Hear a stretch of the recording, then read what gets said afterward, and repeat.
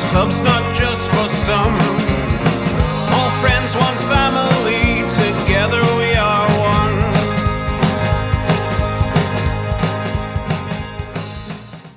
Recording. We're back. We're back. Episode 7. 8? 7. 8? 7. Yeah, 7. after the title 6-pointer last week. Right. We're back again for Harps TV Weekly. Still weekly. Brought to you by Kinnegar. Yeah, I think the commentator's curse hit last week, so we're going to have a very, very neutral, title this week. Yeah, maybe even negative. Maybe even negative. Probably not negative. Relegation 6-pointer. Either way, Yeah. it will have Ethan on the thumbnail. Yeah, look, Yeah. you'll see me either way. Yeah. No ifs, no buts, no education cuts. I'll be there. That's it. Yes. Yeah. This week, Angel, What are we running talking order. about? Yep. what are we talking about? Right, this week we have more 500 club results. The fourth draw from April was done at halftime in the last game with Trevor, and we have that for you. We have a fairly brief highlight package from St. Pat's because, For the viewers' sake, just brevity's for That's best, it. We Yeah, don't want to take exactly, too much of your time. No other reason. Yeah. Bartley's back. He has Harry Walsh in the Bartley corner this week for his classic harp segment.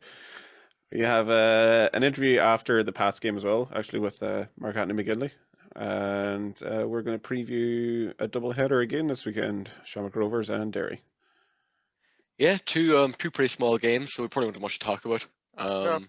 Yeah, Casual. so Short and sweet. we roll the results. Congrats! Did I win? Well, you're going to have to find out, aren't you? Okay, here we go. Here's your 500 club results. Welcome to draw number 4 of the 500 Club for April 2021. It's actually for next Wednesday, but we're going to make the draw tonight here at half-time in the Harps versus St. Patrick's Athletic game. Tonight's match ball sponsor is the 500 Club, and that's thanks to the man standing beside me here, Mark McGiver, who won the first draw in April and has donated that prize to sponsor the match ball tonight. So thank you very much, Mark. Very much appreciated. We're going to get Mark to draw out the next winner, so we'll give us a wee spin here, Mark. And if you just open that up there and hold out a number.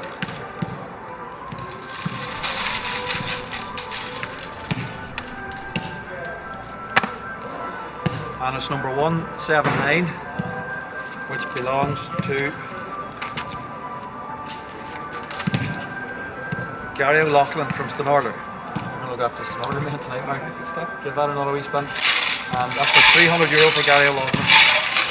And another number now for €100. And that is number 9, which is Michael Freel from Portnew for €100. And one more time. There we go. Okay, another winner.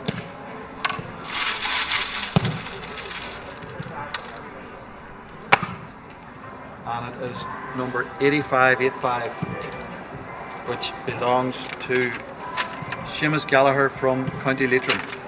Thanks very much, Mark, and thanks for your sponsorship tonight. Thanks to all the members of the 500 Club. See you all for the next draw. Thank you. Good job to the winners. That's well deserved for supporting the 500 Club, which has been good job. Good job. Well done for entering. You did a good job. Look, you can't say enough about the 500 Club members because they are a lot of the ways they kind of almost are backers in some ways. Like it's it's not a cheap investment, but it allows us to strengthen the first team and kind of hopefully whenever things maybe calm down a bit on the COVID side, we can do more for them. Like we had the meet and greet with the squad last season before the world ended, so hopefully we can do more of that when it's safe to do so. When the world ends. I mean, look, not too far, but off. yeah. You're not far off. Yeah. No, it's definitely a massive for the club, and huge kudos to Trevor for keeping it going, and yourself, Ethan. Definitely. That just takes a lot of administration, so it's massive for the club. So yeah, we'll have more of that next every week probably. Yeah. Every week now. For every week that we actually record a show. Yeah. Okay. So Pats. we might not win the league. Highlights. Yeah, the title 6-pointer didn't go our way. Yep. So I believe someone told you about this as well, but yeah, we'll blame Ethan. I'll leave that. Sure. Yeah. Look, there was a time that I didn't see us win for a calendar year, and I was going like my fair share of games. So like it's no odds. There you go. Stop coming. Fucking Yeah. stay at home. Simple as Yeah. that. Right. So here's some highlights. There you go. More pressure for Mark Anthony McGinley to deal with here. Although most of the players now congregating around the penalty spot. Forrester once again for Pats. And it's a decent ball, and it's a free header for Sam Bone. Well, Ollie Horgan will be absolutely incensed with that. He was allowed to spin away from his man, and Bone, who, as we mentioned, scored at Oriel Park last week with a header, very close to providing the breakthrough. You can see Ollie Horgan and Paul Hegarty on the bench for Finn Harps. Adrian, like every match, they kick every ball with their team, and you know, very, very passionate managers on the sideline too, and I'm sure they'll be happy enough with how their side have started the season. Yeah, absolutely. Ollie, who's been in charge of Finn Harps since 2013. Here's Carlos Sullivan, and he drills it over the top. Scored a cracker, of course, at Head in the Game Park against Drogheda United, and Carlos Sullivan taking aim and letting fly. Sam Bone, ex of Waterford and Shamrock Rovers forward. Billy King getting involved here for Pats. Still Billy King. King's shot, King's goal. Terrific. Every long throw for Harps is a chance. Looking for a flick on at the near post. Lee Desmond met it in the air. Sent back in by Webster and cleared away by Paddy Barrett. Still perhaps potential here for Finn Harps, and the shot from Webster is claimed by Siddiqui. Plays it off Billy King. Folan has to deal with it. Only as far as Lennon. Forward from Forrester. King under pressure from Dunleavy. Here's Ronan Coughlin inside the area. Lifts it in, and it's headed in. Matty Smith scores a second for St. Pat's. There were some highlights. Yeah. Were some highlights. Yep. Some maybe more of the lowlights on our end.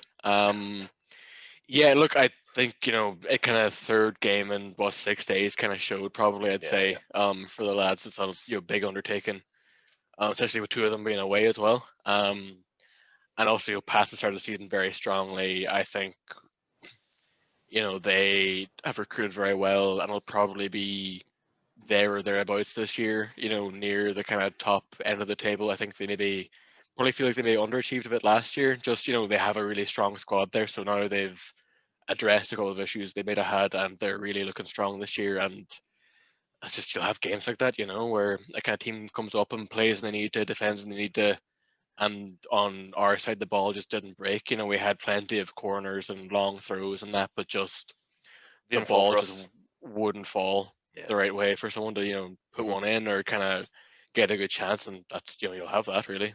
Yeah. Well, look, you're up against one of the most naturally gifted footballers in the league, and Christy Forrester there as well, who's immense. He's really back to his best there, the middle field for Pats, and you know, when you're up against that there, when he's on form, you know, there's probably no better player in the league, and it showed on the day that he kind of, I won't say bossed midfield, because, you know, even the likes of Coyle, Seymour, that they still had good games in there. They still broke up a lot of play. They got on their foot in the ball. You know, to the credit, Harps did defend well. You know, 2-0's I don't think it was a fair enough reflection in the game either. Like, you know, that we'd done well enough at times. We battled hard.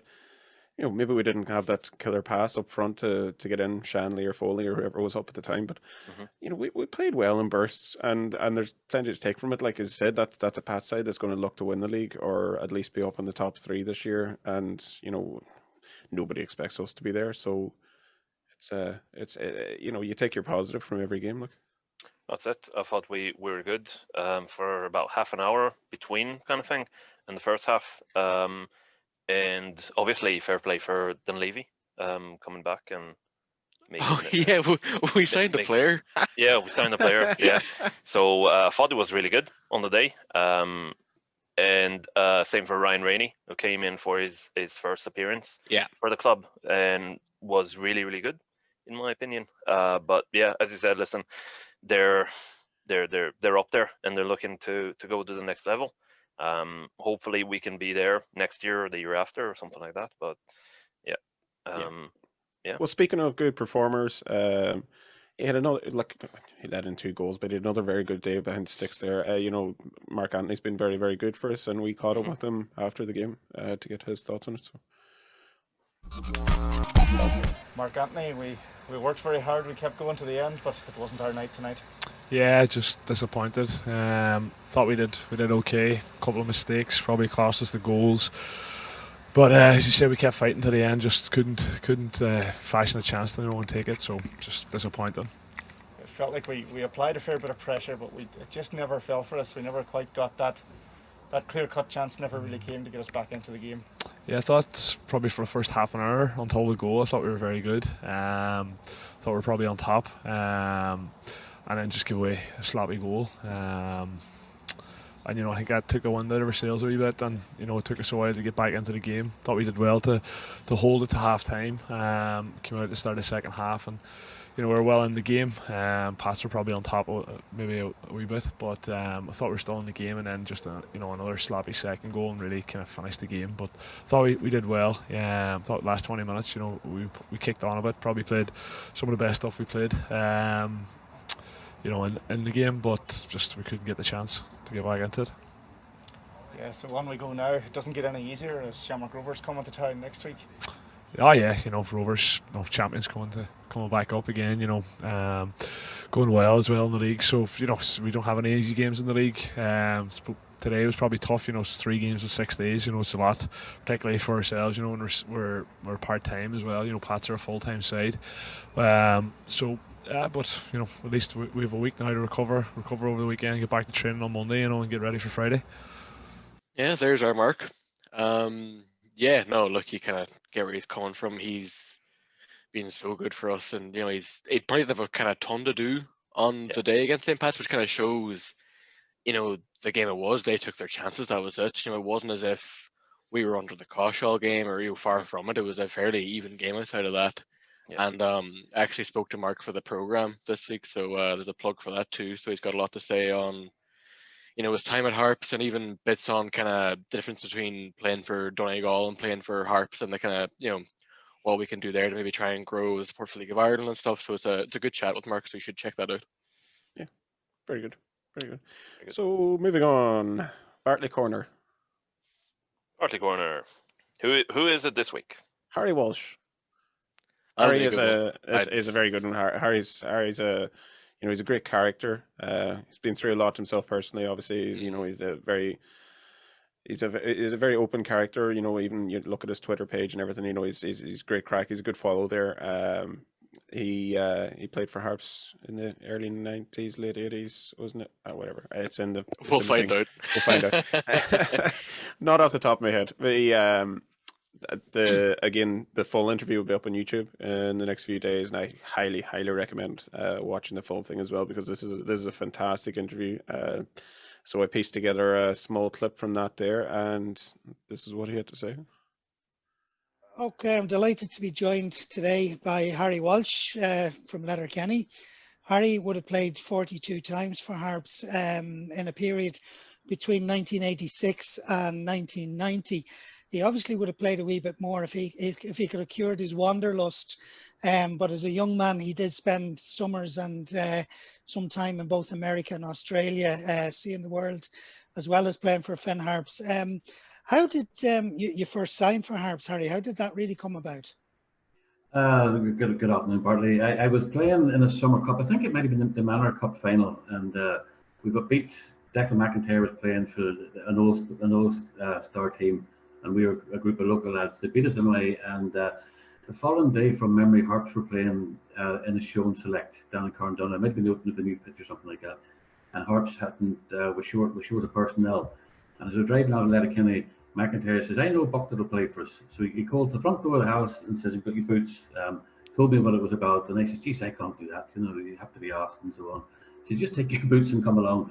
So we arrived down in Carndon that evening, and I remember that they played a 4-4-2 formation. I was playing left back, and they had no right winger. I spent the whole evening just running up and down the sideline, as was my want at the time, and it didn't do too bad. In the pub afterwards, after the game, and Fran Fields, God rest him, says, I'll have you playing for Liverpool, and before the end of the year, me and Kenny Dalglish are best of friends. And of course, me being me, I said I want to play for Arsenal. so that was that. And then Tommy McConville, another man who's gone to the eternal reward, Tommy signed me then that evening, and that was, as a man says, that was the start of it, Bartley. Right, and as I say, then you graduated to the Harps side, and Tommy McConville. What did you make of Tommy? Because I mean, that season, the first season that you signed for Harps, I mean, let's be honest, we should really have won promotion that year. Ourselves and Derry were probably the two best sides in the league up to Christmas. Yes. And then Harps form tailed away then in the second half of the season, and Shelbourne came through. Derry went up as champions, and Shelbourne then they went up in the other spot. Yeah, football ways, and I don't mind who hears me saying it, but we were the best team in the league that year. You know, the outstanding players. Tommy and Minnow, they played themselves. That's John McDaids Senior, you know. And then you had Colin and John McDaids up front, and they scored 15, 20 goals each, you know. And then Paul Kern, that was his first year in senior football, and yourself in the defence, and Dennis Cunningham, Ian Arkwright, you know, the names just trip off the tongue. And each and every one of those ones was technically proficient and was good on the ball and comfortable on the ball. And we kind of confidence, but like the Newcastle team in more recent times, we always felt if we conceded 2, we'd score 3. And a combination of things. Tommy was a pure football man, you know. But when we trained on Tuesday and Thursday, there wasn't 20 laps of the pitch. It was, you know, it was straight away into football, one-touch football, and we might play for a couple of hours, you know. So maybe looking back on it, we might have been as fit as we could have been, and maybe that's one reason why we did tail off in the latter end of the season. That's just me looking back, and you know, 30, 35 years ago. But Tommy and myself, we hadn't fallen out as such. But midway through the season, I hadn't missed a minute. I played every minute of every match, and then Tommy and myself had a disagreement. And ironically enough, I've since been working with the Kinnegar News, but I wasn't at that stage. And I remember reading in that weekend's edition that they had the flu, and I was a doubt for the Shelbourne match, and that's how I learned I wasn't playing. So I'd like to give him it's one of the regrets. Probably too strong a word, Bartley, but I would have liked to have maybe you know, seen how it would have got on. But at the same time, I mean, I was a Harps man, you know, like King Rose man, Donegal man, and I didn't really, you know, I wasn't that bothered, you know, looking back on it. It wasn't the be all and the end all to play for Derry, you know, and that's probably the way my whole career went. You know, I love playing football, want to play football, but wasn't, you know, it wasn't the be all and the end all. Yeah. You know, as you say, I went to America, and the following year I went back to America. So I don't think I ever done a pre-season with Harps. I just came home in time for the start of the next season, and probably told the incumbent, whoever it was at the time, flying fit, spent the whole summer playing in the States, you know. You were also young enough, I would say, Harry, to compensate for it as well. It's only when you get to the tail end of your career you realise you actually have to work on your fitness. And as I said, now you came back and you decided to sign back with Chris Rutherford and the boys. How different was Chris as a manager to Tommy? Because I mean, both of them would have had stellar careers as centre halves in the League of Ireland.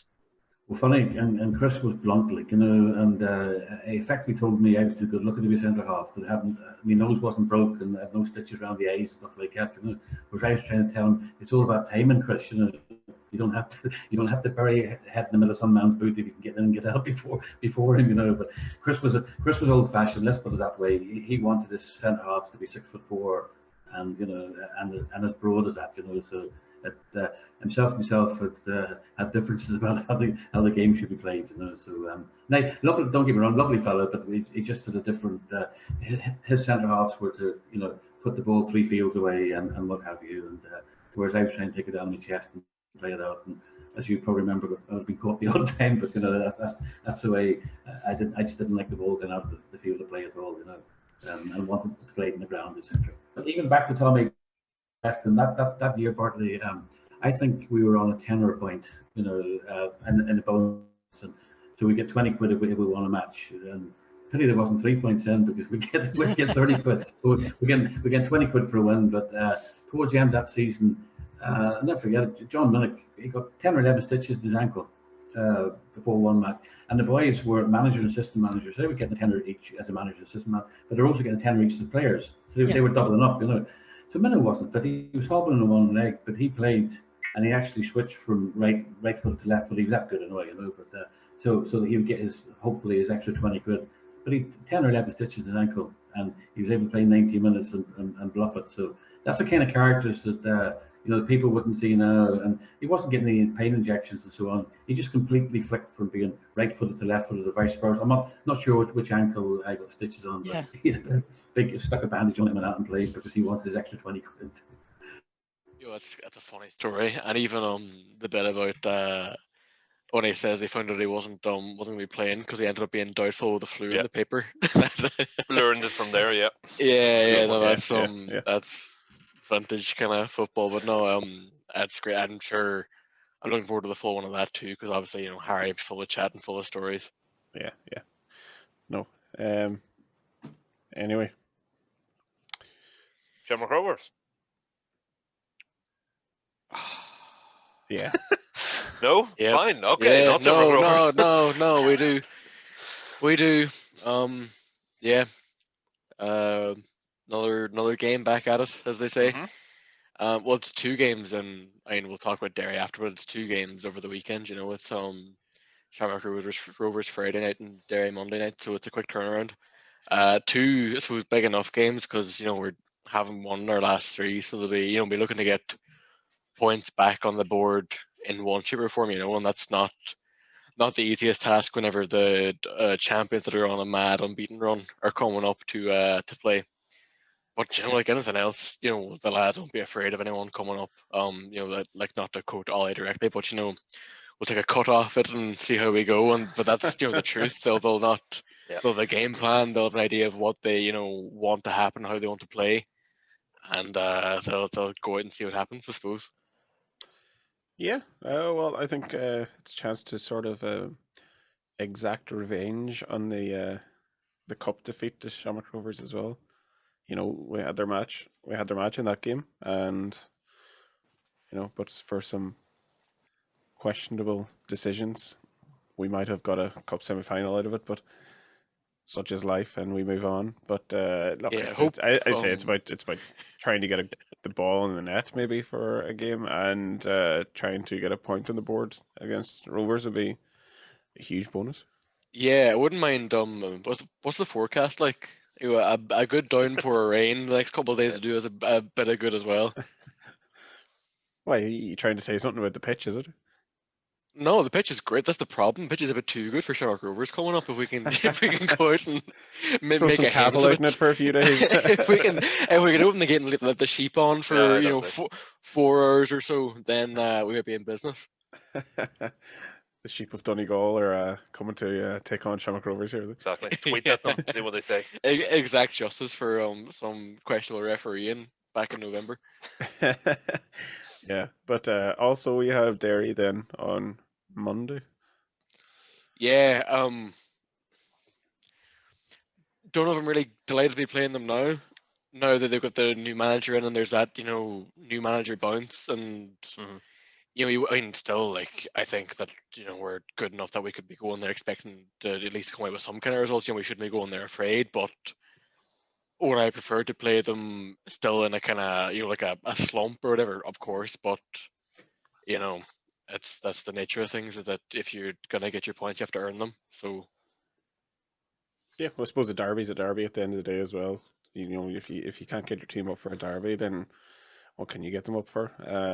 I think it's a big chance. New manager bounce or not. Derry's on a very poor run of form. They're down the table. We're ahead of them. There's no reason we can't. They have a very inexperienced side. That's not to say they won't be really up for the game either.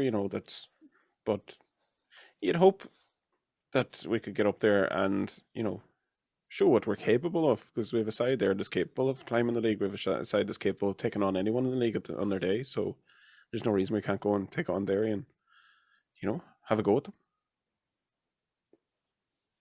yeah, I suppose even if you look at even the fixtures, we've got Shamrock Rovers before them. Then after it's Bows and Dundalk, and it's not to say we should be beating one team or another, but it's another points on the board are the most important thing, and you don't want to go too long without adding to your tally, because as we've seen so far, everyone's beaten everyone else, and so you kind of leave it too long, and suddenly when you might have had this bit of cushion before, the other teams have kind of caught up on you a bit. So I think it's also on that front to be good to get a good result.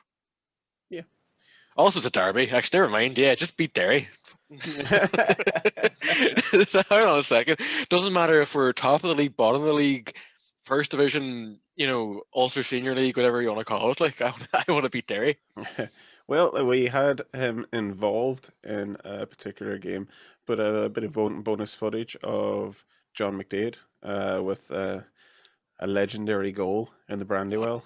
A ping, is what An it is. absolute ping. This is many of a certain vintage have this as their favorite ever Harps goal, and I believe Harry Walsh was involved around then because he mentions it in his full interview with Bartley. So bonus Bartley footage. Take it away. 10 minutes left as McKechnie takes this corner across the area. Up go the heads, it's knocked away. As far as Minnick, he turns it on for Greer. Greer, policed by McDowell. O'Neill almost makes a mistake. Gives it away eventually to Greer. Bad mistake, turned on to McDaids. And Derek could be penalised. A shot, and then McDaids has scored. Pulled back O'Neill. A dreadful mistake by O'Neill. He should have fed his goalkeeper in those circumstances. No cover at all. Eventually gave it away to Greer. He turned it on to McLaughlin, or on to McDaids rather, and he fairly hammered it from outside the area past Roberts.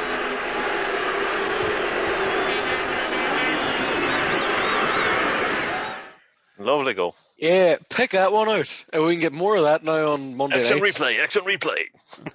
We'll be delighted. It's like The pitch these days might be marginally worse, but yeah, Jesus, actually, that's hold bad. on. I'll make a general point on it. But yeah, look, on Astro pitches, it's like watching a game of basketball sometimes. yeah, with basketball with Well, but in Flubber. terms of the William. bounce of the ball, it's something that else. Robin Williams film Flubber. Yeah, exactly. The green That's stuff, what he it's just like. bounces it and just goes ping. Yeah, there's FHTV movie corner for you coming soon. But yeah, no, great goal, and we should probably wrap this up sooner rather than later. Yes. Before we have to cut anything else. Yeah. All right. No, come here. See us next week. Thanks to Kinnegar as always, and fair play to us. Yep, I've almost exhausted my nice gift already, and by almost, this is my last beer. But like we'll discuss a top up maybe after more than a week. I've definitely gone out and bought more already, don't worry. I know you have, yeah. I'm not an alcoholic. And again, before we have to cut anything else, there you go. Yeah.